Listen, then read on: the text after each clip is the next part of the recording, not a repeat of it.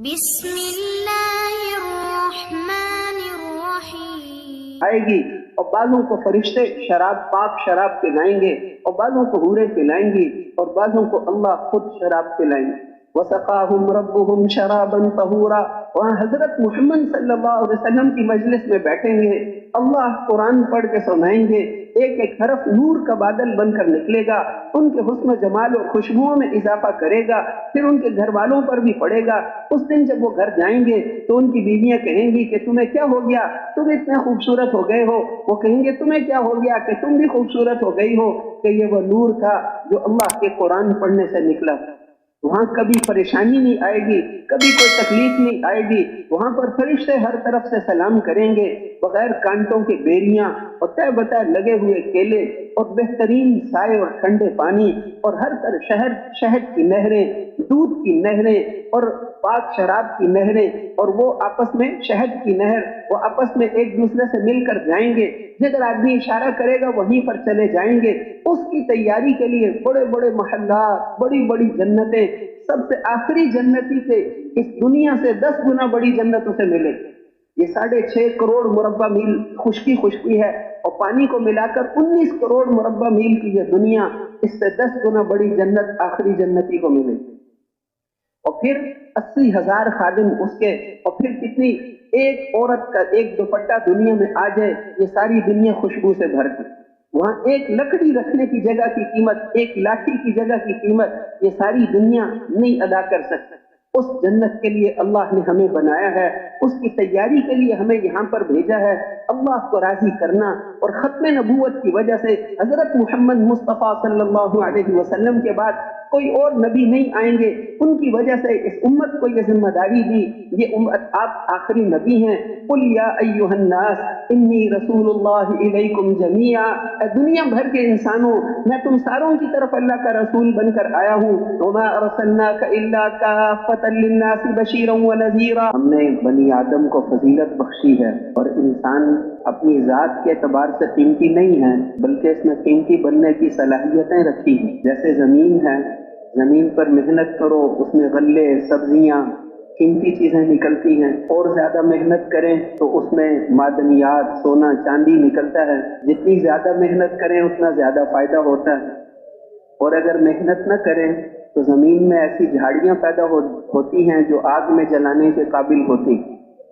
اسی طرح انسان میں بھی صلاحیتیں ہیں، اگر یہ ایمان اور اعمال پر محنت کرے تو یہ فرشتوں سے بھی آگے نکل جاتا ہے، اور اگر محنت نہ کرے تو پھر اس میں بھی ایسی چیزیں پیدا ہو جاتی ہیں کہ یہ بھی دوزخ کی آگ میں جلانے کے قابل ہو جاتا ہے۔ پہلے انسان کو اللہ جل شانہ نے اپنے ہاتھوں سے بنایا، اور انسان کو اس زمین میں اپنا خلیفہ بنایا، سارے فرشتوں سے اس کے سامنے سجدہ کروایا، اور یہ ساری کائنات انسان کی خدمت کے لیے بنائی ہے۔ سخر لکم اللیل والنہار، رات اور دن کو ہم نے تمہاری خدمت میں لگا دیا۔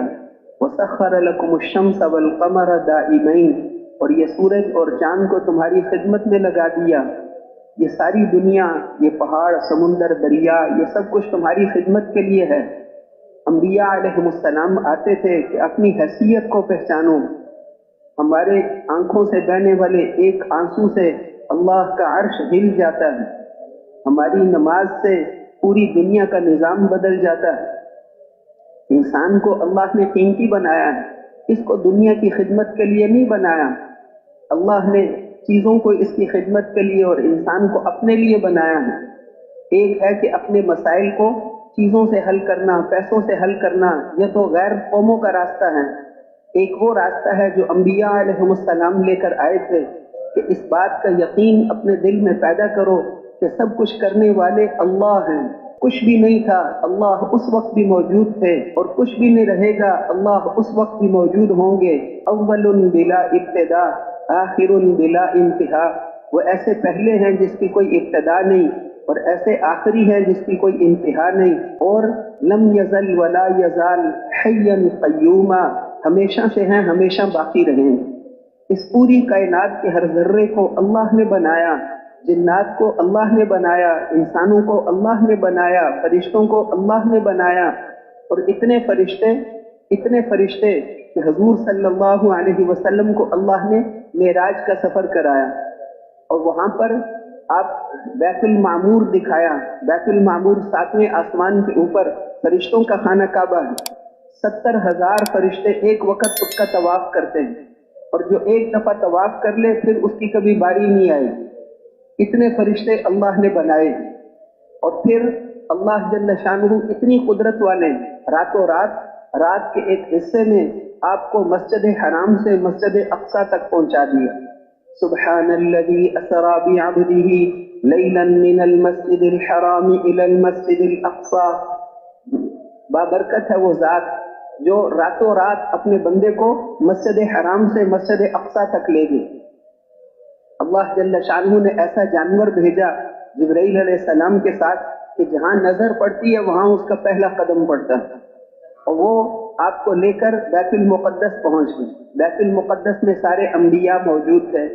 حضرت جبرائیل علیہ السلام نے آپ کا ہاتھ پکڑ کر آگے کیا کہ یہاں پر امامت کے قابل صرف آپ ہیں. حضور صلی اللہ علیہ وسلم نے سارے نبیوں کی امامت کرائی.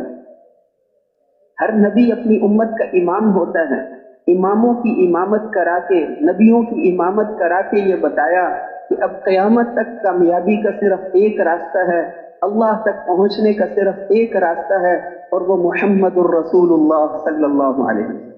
آپ نے ارشاد فرمایا کہ آج اگر موسیٰ علیہ السلام خود زندہ ہوتے میری اطاعت کے بغیر جنت نہیں جا سکتے، میری اطاعت کے بغیر کامیاب نہیں ہو سکتے. پھر اللہ جل شانہ نے آپ کو سفر کرایا. جبرائیل علیہ السلام آپ کے ساتھ تھے. وہاں سے پہلے آسمان پر چلے گئے، اور وہاں سے پہلے آسمان پر پہنچ کر جب کھٹکھٹایا تو فرشتے نے پوچھا کون ہے؟ کہ جبرائیل ہوں. اس نے پوچھا کہ آپ کے ساتھ کون ہیں؟ کہ میرے ساتھ محمد الرسول اللہ صلی اللہ علیہ وسلم. جب ان کو بلایا گیا ہے کہ ہاں بلایا گیا ہے تو دروازے کھول دیے گئے. پہلے آسمان پر حضرت آدم علیہ السلام سے ملاقات ہوئی، حدیثوں میں آتا ہے. دوسرے آسمان پر چلے گئے، وہاں حضرت عیسیٰ علیہ السلام اور حضرت یحییٰ علیہ السلام سے ملاقات ہوئی. پھر تیسرے آسمان پر چلے گئے، وہاں پر حضرت یوسف علیہ السلام سے ملاقات ہوئی. پھر چوتھے آسمان پر چلے گئے، وہاں حضرت ادریس علیہ السلام سے ملاقات ہوئی. پھر پانچویں آسمان پر چلے گئے. ہر آسمان کے درمیان 500 سال کا فاصلہ ہے، جتنا زمین سے لے کر وہاں تک ہے. وہاں پر حضرت ہارون علیہ السلام سے ملاقات ہوئی. پھر چھٹے آسمان پر چلے گئے، وہاں حضرت موسیٰ علیہ السلام سے ملاقات ہوئی. پھر 7ویں آسمان پر حضرت ابراہیم علیہ السلام سے ملاقات ہوئی. پھر بیت المعمور اور پھر سدرۃ المنتہا. سدرۃ المنتہا وہ بیری کا درخت ہے جس کے پتے مٹکوں کے بڑے بڑے جو ہے جیسے ہاتھی کے کان ہوں، اور اس کے پھل جو اس پر لگے ہوئے تھے جیسے بڑے بڑے مٹکے ہوں، اور اس کے اوپر ایسی خوبصورتی تھی جس کو کوئی مخلوق بیان نہیں کر سکتی. وہاں پہنچ کر حضرت جبرائیل علیہ السلام نے عرض کیا کہ اللہ کے رسول، آپ کے گھر سے لے کر بیت المقدس تک، اور بیت المقدس سے لے کر 7ویں آسمان تک، اور سدرۃ المنتہا تک، اس پورے سفر میں آپ کے ساتھ تھا. اب آگے میرا سفر ختم ہو گیا، آگے اللہ کا خاص دربار ہے. اگر میں اوپر جاؤں گا تو جل کے راکھ ہو جاؤں گا، میں اوپر نہیں جا سکتا. آپ کا سفر ابھی بہت باقی ہے. ایک ریشمی پالکی کو لایا گیا، اس میں آپ اور اوپر چلے گئے، اور اوپر چلے گئے، اور اوپر. ادنو یا حبیبی، اے میرے حبیب قریب ہو جاؤ، اے میرے حبیب اور قریب ہو جاؤ، اور قریب ہو جاؤ. وہاں پر پہنچ کر اللہ نے آپ کو اپنے جسم کے ساتھ، یہ صرف کوئی خواب نہیں تھا، اپنے جسم کے ساتھ اللہ نے آپ کو وہاں پر بلایا. اتنا بڑا مرتبہ اس کائنات میں کسی کو نہیں ملا، نہ کسی نبی کو، نہ کسی رسول کو، نہ کسی فرشتے کو وہاں تک پہنچنے کی کسی کی بھی اجازت نہیں. وہاں پر پہنچ کر آپ نے عرض کیا التحیات للہ والصلوات والطیبات، اے اللہ ساری جانی مالی بدنی عبادتیں آپ ہی کے لیے ہیں. اللہ جل شانہ نے فرمایا السلام علیک ایھا النبی ورحمۃ اللہ وبرکاتہ. اے نبی آپ پر اللہ کا سلام ہو، رحمتیں ہوں، برکتیں ہوں. تو آپ نے امت کو بلایا نہیں، تو اس لیے عرض کیا السلام علینا وعلی عباد اللہ الصالحین. ہم پر بھی سلام ہو، آپ کے نیک بندوں پر بھی. وہاں پر حضور صلی اللہ علیہ وسلم کو بلایا، خاص دعوت دے کر حضور صلی اللہ علیہ وسلم کو اتنا قریب بلایا اور وہاں پر بلا کر ساتوں آسمان نیچے رہ گئے، اور فرشتے جبرائیل علیہ السلام کو نہیں بھیجا نماز دینے کے لیے، کہ آپ کی مشکلات کا حل یہ نماز کا تحفہ ہے۔ اللہ جل شانہ نے کوئی حکومت نہیں پیش کی، یہ ساری دنیا ایک مچھر کے پر کے برابر بھی نہیں، ساری دنیا کی قیمت ایک مچھر کے پر جتنی بھی نہیں، اس لیے دنیا نہیں دی، وہاں پر بلا کر فرمایا کہ یہ نماز کا تحفہ ہے۔ باقی سارے حکم زمین پر بھیجے، حج کا حکم زمین پر جبرائیل علیہ السلام لے کر آئے، روزے کا حکم، زکوٰۃ کا حکم، شراب کے حرام ہونے کا حکم، ہر حکم زمین پر جبرائیل علیہ السلام لے کر آئے، اور نماز کے دینے کے لیے اللہ نے آپ کو خود وہاں بلایا، اور وہاں پر بلا کر نماز اتنی بڑی دولت ہے۔ کوئی بڑا تحفہ ہو نا تو بادشاہ خود بلا کر سب کے سامنے اپنے ہاتھوں سے دیتا ہے، چھوٹا تحفہ ہو تو چھوٹا کسی کے ذریعے سے بھیج دیتا ہے، یہ اس کو دے دو۔ نماز، حج زمین پر آیا اور نماز کے لیے آسمانوں پر آپ کو بلایا، اور یہ سفر اس لیے کرایا جیسے کوئی استاد اپنے شاگردوں کو کہے کہ یہ جو کتاب میں تمہیں پڑھاتا ہوں، اس کتاب والے کو میں نے اپنی آنکھوں سے دیکھا ہے، اور میں نے اس سے اس کی شاگردی اختیار کی ہے، میں نے اس سے ملاقات کی ہے۔ اب سارے توجہ سے سنیں گے کہ اس کتاب کو جتنا یہ سمجھ سکتا ہے اتنا تو کوئی اور نہیں سمجھ سکتا۔ وہ پاک ہستی جس نے اللہ جل شانہ کا دیدار کیا، جس نے اللہ جل شانہ کی ملاقات وہاں پر بلا کر اللہ نے قرآن، آخرت کی ساری چیزیں آپ نے اپنی آنکھوں سے دیکھی۔ آپ نے فرمایا کہ میرا گزر اتیت لیلۃ اسری بی علی قوم، میں ایسے لوگوں کے پاس سے گزرا، جبرائیل علیہ السلام کے ساتھ ایسے لوگوں کے پاس سے گزرا کہ جن کے پیٹ بڑے بڑے کمروں جتنے تھے، جیسے گھر ہوں، بڑے بڑے گھروں جتنے تھے، اور اس کے اندر، ان گھروں کے اندر سانپ تھے، وہ باہر سے نظر آ رہے تھے۔ میں نے پوچھا کہ اے جبرائیل یہ کون لوگ ہیں؟ تو آپ نے فرمایا کہ یہ وہ لوگ ہیں جو غیبت کرتے تھے، سود کھانے والے، ان کے بارے میں فرمایا کہ یہ وہ لوگ ہیں جو سود کھایا کرتے تھے، ان کو یہ عذاب ہوگا، سود کھایا کرتے تھے، ان کو یہ عذاب ہوگا۔ پھر مجھے ایسے لوگوں پر لے جایا گیا جن کے تانبے کے، لوہے کے ناخن تھے، اور وہ اپنے منہ کو اور اپنے سینوں کو چھیل رہے تھے۔ میں نے پوچھا کہ جبرائیل یہ کون لوگ ہیں؟ تو حضور صلی اللہ علیہ وسلم نے پوچھا، تو جبرائیل علیہ السلام نے عرض کیا کہ اللہ کے رسول، یہ غیبت کرنے والے تھے، یہ مسلمانوں کا گوشت کھاتے تھے، یہ غیبت کرتے تھے، اب یہ اپنے ناخنوں سے اپنے جسم کو چھیل رہے تھے۔ پھر ایسے لوگوں کے پاس سے گزرا، نماز چھوڑنے پر، نماز میں سستی کرنے پر کیا عذاب ہوگا اپنی آنکھوں سے دیکھا، زکوٰۃ نہ دینے والوں کو کیا عذاب ہوگا اپنی آنکھوں سے دیکھا، اور سود کھانے والوں کو کیا عذاب ہوگا اپنی آنکھوں سے دیکھا۔ کہ میں نے بنی اسرائیل کی ایک عورت کو دیکھا جس کو باندھ کر ایک بلی کو اس نے بھوکا پیاسا باندھ کر مار دیا تھا، اس بلی کو اللہ نے لوہے کے ناخن دیے تھے اور وہ اس کا جسم کا گوشت نوچ رہی تھی۔ یہ اس کی سزا ہے، اس نے اس بلی کو بھوکا پیاسا باندھ کر کیوں مارا تھا؟ جہنم کے سارے منظر اپنی آنکھوں سے دیکھے اور جنت کے سارے منظر اپنی آنکھوں سے دیکھے، جبرائیل علیہ السلام کو اپنی اصلی حالت میں بھی دیکھا، حتیٰ کہ اللہ جل شانہ کو بھی دیکھا۔ تو حضور صلی اللہ علیہ وسلم دیکھنے والے ہیں، باقی ساری دنیا کے انسان اس کے اعتبار سے نابینا ہیں۔ آپ نے فرمایا جو کچھ میں نے دیکھا ہے اگر تم دیکھ لو تو ہنسنا چھوڑ دو، بیویوں سے فائدے اٹھانا چھوڑ دو، تم ہنسنا چھوڑ دو۔ اس لیے وہ آخرت کے سارے منظر آپ نے اپنی آنکھوں سے دیکھے تھے، اپنی آنکھوں سے دیکھے، اس لیے آپ دیکھنے والے، باقی ساری دنیا کے انسان نابینا۔ ایک آدمی نے بغیر بسم اللہ کے لقمہ اٹھایا تو آپ صحابہ کے ساتھ کھانا کھا رہے تھے، آپ نے فوراً اس کا ہاتھ پکڑ لی، صحابہ کو فرمایا بتاؤ میرے ہاتھ میں کیا ہے؟ انہوں نے عرض کیا اس آدمی کا ہاتھ ہے۔ فرمایا نہیں، دو ہاتھ ہیں، ایک اس کا ہے، ایک شیطان کا ہے، اس نے بسم اللہ نہیں پڑھی تھی، اس کے ساتھ شیطان کا بھی ہاتھ ہے۔ آج بھی کوئی بغیر بسم اللہ کے کھانا کھائے گا تو اس کے ہاتھ کے ساتھ شیطان کا بھی ہاتھ ہوگا، لیکن لوگ جتنی بھی خوردبینیں لگا لیں ان کو نظر نہیں آتا، اللہ کے نبی دیکھ لیتے۔ پھر ایک آدمی نے آپ کی مجلس میں یہ کلمات پڑھے، الحمدللہ حمدا کثیرا طیبا مبارکا فی۔ آپ نے فرمایا کہ 30 سے زیادہ فرشتے اس کا ثواب لے کر آسمانوں پر جا رہے ہیں، 30 فرشتے اس کا ثواب لے کر آسمانوں پر جا رہے ہیں۔ وہ سارے فرشتوں کو اپنی آنکھوں سے دیکھتے تھے اور جنت کے سارے مناظر اپنی آنکھوں سے دیکھے، اس لیے آپ دیکھنے والے ہیں۔ ساری دنیا کے ڈاکٹر نابینا ہیں، ساری دنیا کے وزیر نابینا ہیں، ساری دنیا کے سائنسدان آخرت کے اعتبار سے نابینا ہیں۔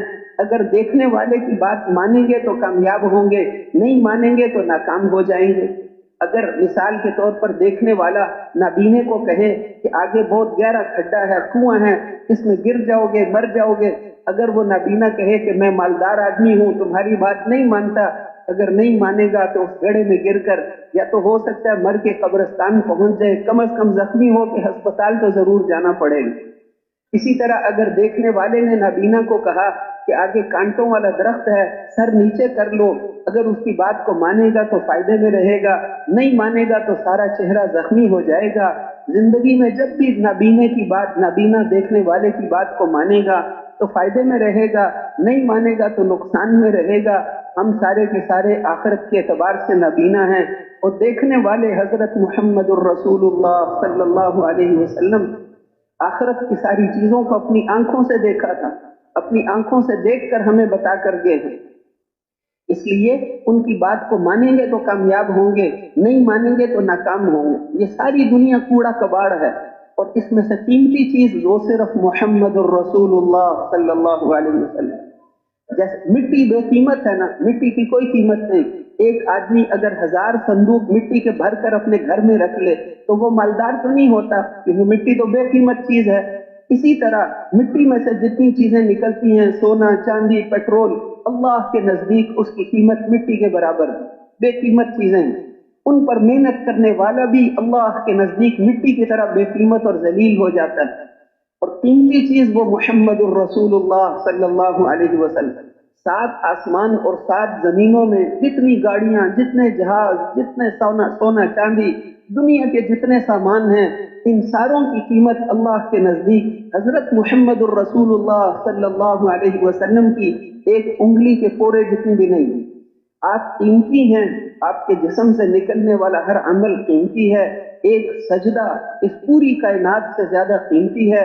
وہ یقین جو حضرت محمد صلی اللہ علیہ وسلم کے دل میں تھا وہ کتنا قیمتی ہو۔